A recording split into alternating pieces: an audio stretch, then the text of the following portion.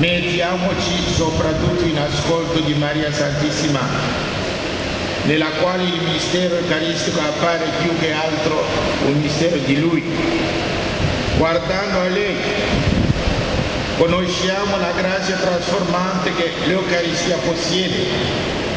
In lei vediamo il mondo rinnovato nell'amore, contemplandola come assunta in cielo, in anima e corpo, a somiglianza del suo Figlio, vediamo uno squarcio dei cieli nuovi e della terra nuova che si apriranno ai nostri occhi con la seconda venuta di Cristo. Maria, portaci da buon pastore vero pane.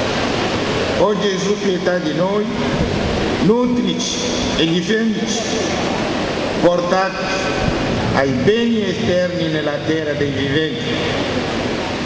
Tu che tutto sai e poi che ci nutri sulla terra, conducici ai tuoi fratelli alla tavola del cielo nella gioia dei tuoi santi. Amen. Sia lodato Gesù Cristo.